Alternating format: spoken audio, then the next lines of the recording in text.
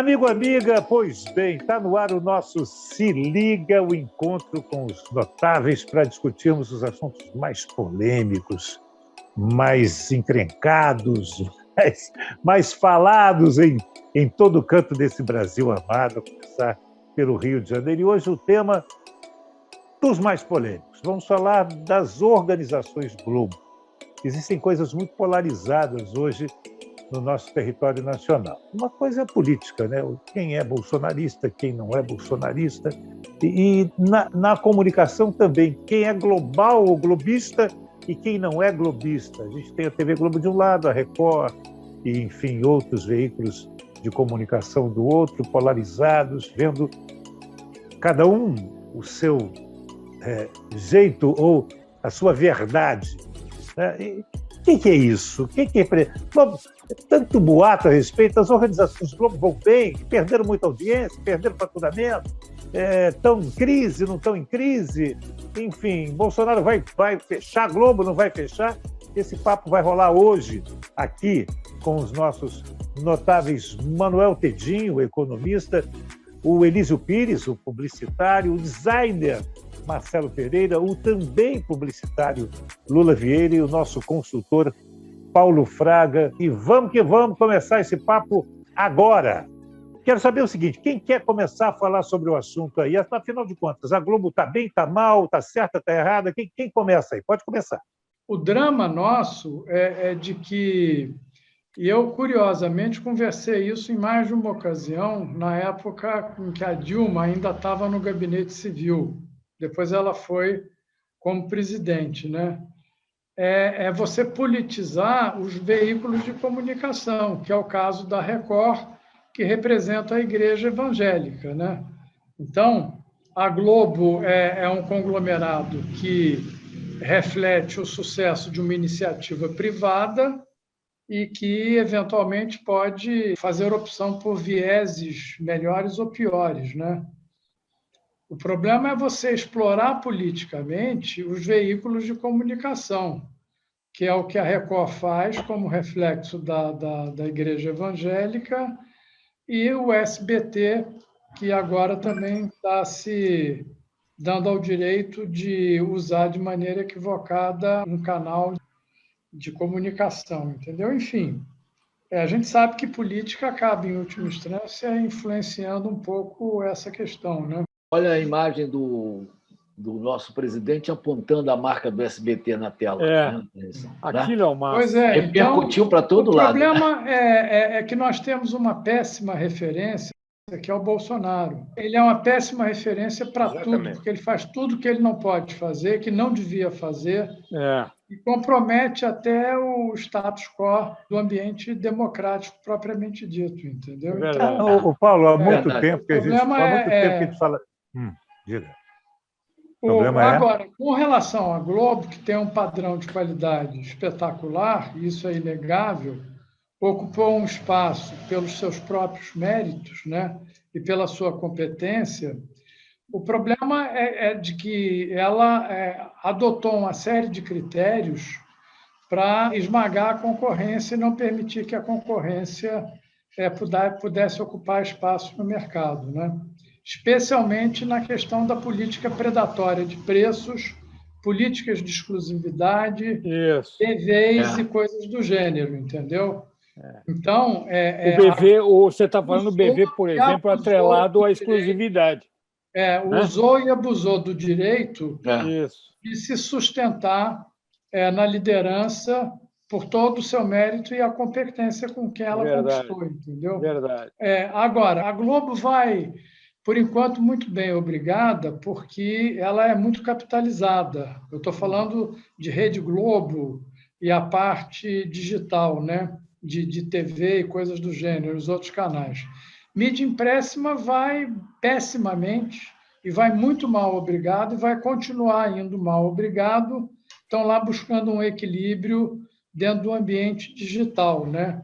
Que não é uma coisa tão simples ainda de se conseguir. Agora, de qualquer maneira, o ambiente competitivo para eles piorou muito, porque a audiência caiu muito, ela ficou muito mais fragmentada, os hábitos de consumo de mídia e informação mudaram significativamente, especialmente por conta da digitalização. Então, ela tem um desafio estratégico muito mais complexo do que ela tinha no passado, mas, sem dúvida nenhuma, vai continuar sendo um dos players mais importantes que a gente tem aqui no Brasil. Eu acho que vai ser um player de âmbito global, porque ela vai ter que se plugar num jogador desses globais que a gente tem aí no mercado, entendeu? Só um detalhe, as novelas da Globo conquistaram o mundo, Também. Inclusive a China, não é nem a América do Sul, é China. São super craques, entendeu? Não, é só porque as pessoas, até o ponto que eu vejo as redes sociais, elas têm em relação à Globo uma posição de fã, ou ódio ou amor, e não a racionalidade nas discussões sobre o que significa a Globo, que, inclusive, para o Rio de Janeiro, é uma das principais fontes de renda. O Rio de Janeiro Com certeza. deve muito à Rede Globo de televisão. Nós temos o quê? Alguns fabricantes de navio, a Coca-Cola, a Globo. Quer dizer, na relação das empresas do Rio de Janeiro, que são pesadas, a Globo é uma delas. Quer dizer, e isso nunca é olhado por esse ângulo, né? O ângulo que as pessoas olham a Globo é do espectador, ódio, e as mentiras, né? Os 3 donos da Globo moram no Rio de Janeiro. Pois é. Eu, outro dia, perdi um tempo enorme procurando na lista dos devedores. A Globo não aparece nem em NPS, nem em nenhum das listas dos 100 maiores devedores de nenhum dos órgãos federais. Claro que há uma parte em discussão, que eles estão... Mas isso é normal, né, Lula? Isso, pois é, mas... concorda ou discorda, né? Mas não há aquilo que se diz. Você lê nas redes sociais, os caras já dão a Globo como uma empresa pré-falimentar, o que não é verdade. Não, com certeza, com certeza que não, com certeza. Perdeu muito espaço, né? Perdeu muito espaço. Não, mas é natural, o processo vai se olha o sistema Globo de rádio de 10 anos atrás e hoje. Mais, O que eles estão fazendo também é se adequar a essa realidade, né? Esses contratos que eles pararam, o pessoal que eles mandaram embora, em sentido figurado, inclusive, mas eles enxugaram um pouco a máquina. O Globo, que o Paulo Fraga estava falando, é uma sombra do que foi, né? Tem 3 correspondentes no exterior, tem meia dúzia de repórteres no Rio de Janeiro, quer dizer, não é mais aquela... Está crescendo, né? Está saindo da lama, hein? Os números continuam muito ruins. Sim, mas estão saindo da lama. Eles estão crescendo... Não, mas o fato é o seguinte, Manuel, é de que eles estão crescendo a audiência dentro do ambiente digital. Uhum. Só que o mercado não conseguiu ainda monetizar esse mercado da maneira adequada. Eles vão encontrar caminhos que vão sair da lama em que eles... Eu concordo com você. O New York Times tem mais assinante digital do que... Mas isso é uma consequência natural. O New York Times voltou a dar algum resultado positivo. Longe de darem resultados próximos ao que eles davam no passado. Mas isso acabou, esse mundo acabou. Essa questão de jornal nacional, de mídia, etc., impressa especialmente, isso é tudo fantasia. Não é, quando vira digital, não. Eu conheço o assunto. Sabe por que o Jornal Nacional se chama Jornal Nacional? Por que ele se chama Jornal Nacional? Porque mas não tem nada a ver com... Era patrocinado pelo Banco Nacional. Não, eu estava na compra toda. Essa é uma lenda, Elísio. Isso, é isso. O Nacional às 7h30 e o Internacional às 11h. Já tinha. Tanto que o Boni brigou comigo, e eu levei um tempão sem saber porque o Boni não falava comigo, é porque ele brigou com toda a Globo e com o Medeiros por causa do negócio do golpe do Medeiros de comprar o Jornal Nacional pelo Banco Nacional. Foi o grande argumento do Medeiros. Quando o Medeiros conseguiu convencer o Magalhães Pinto, inclusive no Jornal Nacional, por causa do Jornal Nacional, houve talvez um recorde difícil de ser batido. Foi uma reunião que começou ao meio-dia no restaurante e terminou às 3h da manhã. Foram 15 horas ininterruptas de bebedeira do Medeiros com a cúpula da Globo. O Jornal Nacional já existia e começou sem patrocínio. Era nacional às 7h30, o Internacional... Mas o primeiro patrocínio foi do Banco Nacional. Claro, por isso. Daí a ligação, né? Lógico. Por isso, o primeiro patrocínio foi. Eu estava lá, essa eu acompanhei. O primeiro filme é meu, a primeira abertura eu fiz com o Joaquim Três Rios. Nem existia ainda Hans Donner. Fui eu que fiz a primeira abertura do Jornal Nacional. No ar, Jornal Nacional. A notícia unindo 70 milhões de brasileiros. Mas, Paulo Fraga, retomando aqui que a gente acabou passeando rumo afora TV, Jornal Nacional na TV Globo, você nos dizia que o jornal de cunho nacional, de aspecto nacional, de abrangência nacional, acabou. É isso? Eu entendi certo ou entendi errado? Não, o que eu quis dizer foi o seguinte, que na época em que os jornais impressos eram essencialmente impressos, eles sempre foram essencialmente locais, mesmo os jornais de grande circulação. Eu estou me referindo aos jornais de grande circulação. Então, eles eram essencialmente locais. Porque, o que significa isso? É de que 90% da circulação deles estava na sua cidade de origem, Globo, no Rio de Janeiro, Folha, Estado e em São Paulo. Você está falando de circulação e não de caráter editorial. Não, mas o editorial também sempre foi mais de caráter local e o de caráter nacional era mais de cunho político. Então, o conceito dos jornais impressos, na época em que eram impressos, eles abordavam a política que dava um cunho um pouco mais de natureza nacional. Mas o produto sempre foi de audiência regional e de conteúdo essencialmente regional, salvo cultura e um pouco de política também e economia, em que são temas mais transversais, digamos assim, né? E à medida que a digitalização foi ocupando espaço, então, só voltando um pouquinho no tempo, o jornal que atingia um espaço um pouco maior, sob o ponto de vista fora de São Paulo, era a Folha de São Paulo, que era o jornal de maior circulação no Brasil, né? E com a digitalização, a Folha meio que perdeu um pouco de espaço e o Globo ocupou um espaço maior. Então, hoje, você, quando soma as audiências, e os jornais já vêm fazendo isso há algum tempo, eles somam o digital com o impresso, que é a forma de você não deixar tão transparente a perda da circulação impressa, né?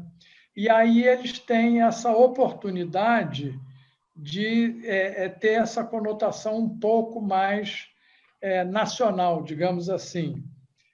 Mas eu arriscaria dizer de que, eu não tenho os dados recentes, de que ela está muito mais restrita aos grandes centros, entendeu? Ao eixo Rio, São Paulo, Brasília e, eventualmente, uma outra capital.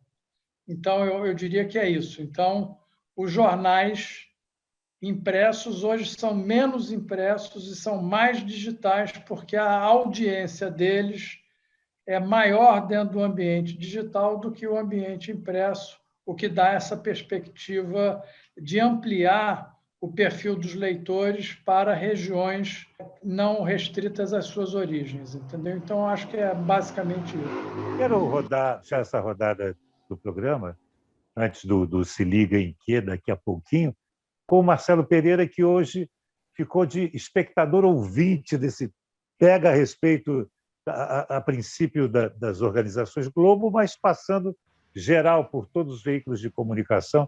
Esse papo renderia um seminário, né? E a gente deve voltar a ele, inclusive, porque eu quero falar de concessão, que eu acho um absurdo, né?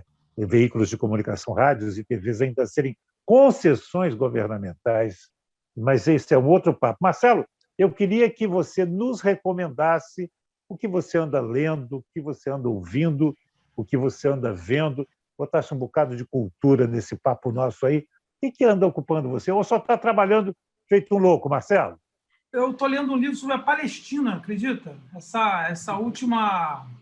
Esse último capítulo aí do conflito, né, Israel-Palestina, me fez voltar a um livro que eu sempre quis ler, do Eduardo Said, que é um intelectual palestino, um cara finíssimo, né, assim, uma pessoa, uma ponderação incrível. É um livro chamado A Questão sobre a Palestina, um livro sobre o ponto de vista dos palestinos, que ele escreveu isso nos anos 70, não sei, que ele falando que praticamente toda a mídia naquela época, pelo menos agora já mudou um pouco, né? Mas era sempre do ponto de vista sionista, né? Havia uma simpatia muito grande em relação a Israel, a coisa progressista do Israel, mas os palestinos eram sempre aqueles árabes, aqueles caras que estavam lá, mas era o povo que estava lá, né? Estava lá quando Israel foi criado em 1948. Os caras foram alijados da terra, enfim, de tudo, né? E é muito interessante, tá? Eu tenho pensado muito nisso. E, enfim, tenho lido também, enfim, eu fico pensando muito também no que o Bolsonaro acabou de perder mais um amigo, né, Netanyahu, né? Acabaram de defenestrar ele lá numa aliança. Estava presente na posse.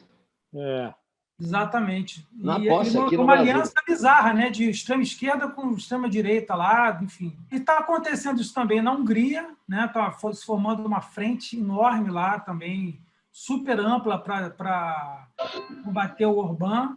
Está acontecendo essas coisas, parece que as pessoas estão começando a se reorganizar para tentar combater esses movimentos iliberais aí. Não, mas aí você está ajudando demais o Elísio, tá bom? Porque o Elísio vai te dizer que, como o Hegel falou lá atrás, né, que é natural esses extremos, depois você volta e faz uma síntese disso.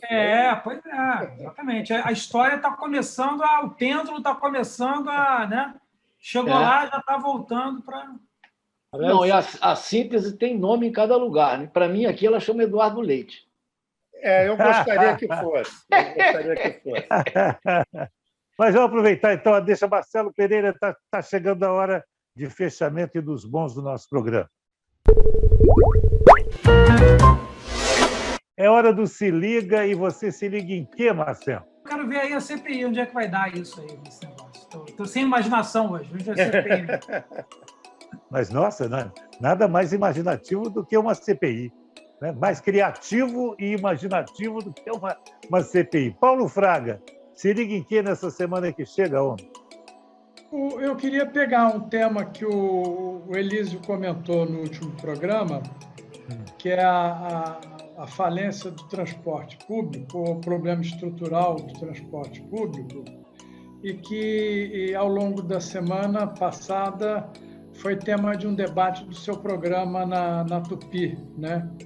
Isso. E o que me surpreende é de que a visão de determinadas figuras públicas que têm responsabilidade sobre o assunto tem uma visão muito restrita, limitada, e que não conseguem enxergar a extensão do problema que a população e o sistema enfrentam, entendeu? Então, esse tema é um tema extremamente sensível e compromete muito o bem-estar das pessoas e das cidades.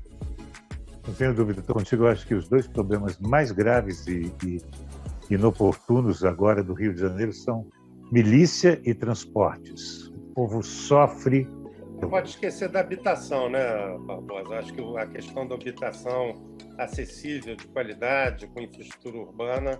Mas isso é uma coisa... Com habitação você se vira imediatamente, mesmo morando numa casinha de sapê. Sem ônibus você não chega ao trabalho. Essa é a diferença entre a habitação, que é um problema crônico, não tenho dúvida, e gravíssimo do Brasil, mas é um problema de médio e longo prazo, e olhe lá. Né? Já o transporte não, o transporte é para ontem, de manhã cedo. Não tem jeito de esperar mais, porque a gente está ceifando empregos, possibilidades de sucesso. Olha o que está acontecendo no Rio com o transporte de massa de trilhos. Né? O número de transportados por dia na Supervia caiu de 600 mil por dia para 300 mil por dia. Olha o tamanho do déficit que está a Supervia. É a mesma coisa com o VLT. Era no passado, VLT idem. Você já sabe foi 1.200.000 por dia, já foi. Isso. Naquela época da Central do Brasil, que eu pegava o trem no Meia para ir para a Central do Brasil, para ir para a Faculdade de Direito, ali em frente ao Campo de Santana. Mas foram fazer gracinha com dono de ônibus, né? Dar dinheiro para dono de ônibus, deu nisso. Não, mas também não é só isso, não. Mas não é foi isso, principalmente não. isso. Não, engano seu, não é isso que explica, não.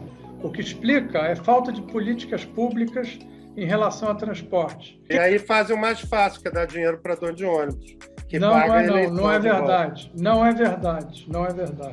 Lamento isso é um papo informar bom. que não é Eu não verdade. conheço nenhuma empresa de ônibus que seja de fato uma coisa profissional, que não tenha um elemento. Lamento de corrupção. informar, existem muitas empresas de ônibus foi muito meu bem cliente, organizadas. A Itapemirim é uma empresa extremamente bem organizada. Essa é uma visão que não reflete a realidade dos fatos. Chegamos aonde chegamos porque faltou poder político e poder público em definir políticas públicas de transporte urbano. Inclusive, o empresário de ônibus do Rio de Janeiro está preso, ou foi preso, e está correndo o risco de ficar muitos anos na cadeia, porque ele vivia de comprar político.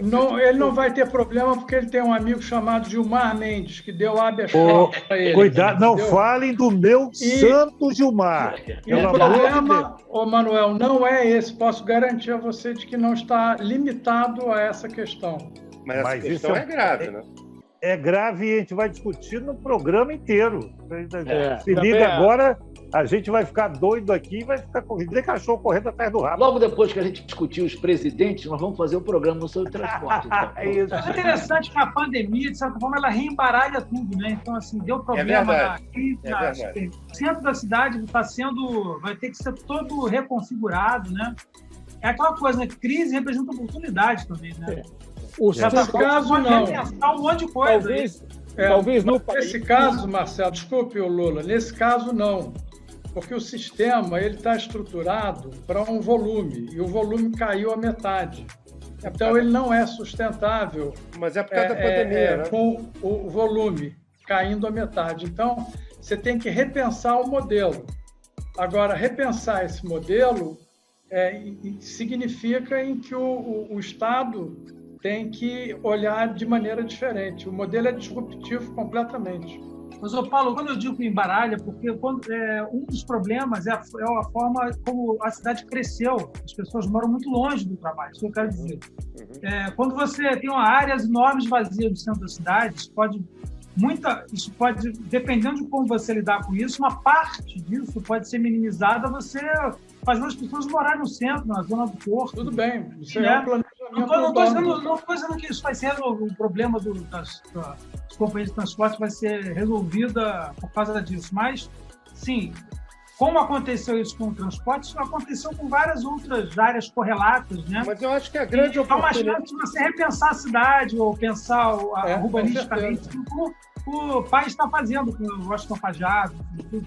A grande oportunidade é exatamente em função do que o Paulo falou, quer dizer, como tem que repensar o modelo, é uma grande oportunidade para repensar o modelo em bases muito mais eficientes, muito mais racionais, com um serviço muito melhor. Não é isso? Então, eu acho que o Marcelo tem razão, é uma grande oportunidade para repensar todo o sistema e transformar numa coisa mais profissional, com maior qualidade e com mais transparência de como é tocado, porque como é concessão pública, haveria uma obrigatoriedade de tudo ser absolutamente transparente. A gente teria que ter a oportunidade de entrar nos balanços mais explicados, nas informações mais abertas possíveis de todas as empresas. Isso devia estar na lei, inclusive. Eu não sei por que isso não está na lei. É um escárnio. Esse assunto cabe em outro seminário, né? Transporte coletivo de passageiros do Rio. Se a gente pegar, ainda mais com o Paulo Fraga aqui, que é um profundo conhecedor dessa estrutura, porque ele viveu dentro dela. Se tem alguém que tem autoridade para falar de transporte coletivo de passageiros no Rio de Janeiro, ele está entre nós. Então, vamos aproveitar essa... Paulo Fraga tem uma vantagem. Ele é a maior autoridade que eu conheço em transporte público e nunca entrou num ônibus. Olha aqui, O vou que é dizer uma mentira, coisa pra você, Lula. Andei de ônibus, andei em todos. Paulo Fraga, você é rico de nascença, da família Fraga. Rico de amigos. Rico de amigos. Aproveitando, Lula, você se liga em quê nessa semana, meu caro? Duas coisas. A organização da manifestação contra o Bolsonaro, quer dizer, a manifestação pública de repúdio ao que a gente está vendo aí, que está mobilizando a nação inteira. Não estou fazendo nenhum julgamento a favor ou contra, mas isso vai mobilizar o Brasil inteiro, porque todas as forças não bolsonaristas estão se reunindo para tentar devolver a grandeza e a manifestação toda que as motos deram no fim de semana passado. Acho que a violência no Rio de Janeiro é uma discussão que nós precisamos continuar tendo, porque quando a gente fala de transporte, a gente se esquece que nós temos também esse viés que complica muito a política de transportes. E outra coisa que eu acho importante é continuar vendo a CPI. Ela está trazendo muita novidade para a gente e é importante a gente acompanhar e para conhecer melhor os bastidores dessa política que se disse em algum momento totalmente contra a corrupção, contra a jogatina, que eram as vestais do governo e que agora estão mostrando seu lado tão sujo quanto o dantes.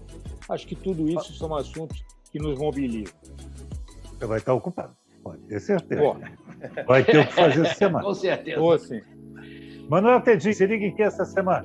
Eu me ligo na história do reequilíbrio de poder, né? Com um futuro, pelo menos a médio prazo, um pouco mais equilibrado com o fim dessa maluquice, dessa direita translocada no mundo. Não sabia que estava tendo esse reencontro de uma frente, essa organização de uma frente na Hungria. Isso me deixa muito feliz. Eu acho que a Hungria está numa situação limite também. Esse Orbán, além de tudo, é antissemita, é um cara horroroso. A Polônia também precisa se reorganizar. E eu acho que o mundo está ficando mais maduro para isso, tá caminhando para esse lado. Isso não quer dizer que acontece amanhã, mas eu acredito que isso é uma tendência.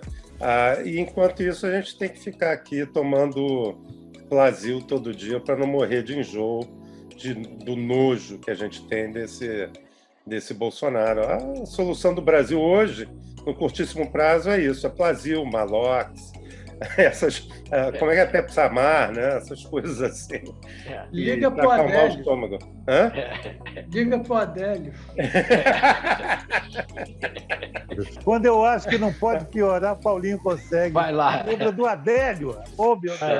Não tinha um negócio de magnesiana? Não tinha uma coisa, como é que era? Não sei o que lá, de magnésia. Minha avó que gostava. Magnésia bisurada de Philips. Exatamente. Magnésia bisurada, isso mesmo. Tomei. Magnésia. A Mas vovó tem ainda. tomava muito. Vovó Lilisa, era de 1901, imagina você. Ela sempre tinha uma garrafinha disso. Não, ela tinha uma garrafinha de uísque no armário. Isso é minha Eu outra conheci avó. vovó. Não, isso é vovó Glorinha, não vovó Lilisa. Se as avós estão assim, Elísio Pires, imagine os netos. Você se liga em quê, meu caro? Estou ligado no aumento que está começando a acontecer de 20% nas contas de luz, com a tal da bandeira vermelha. Né? E, na realidade, a previsão para o ano que vem, 2022, é de 5%. Isso acontece basicamente por falta d'água. Né?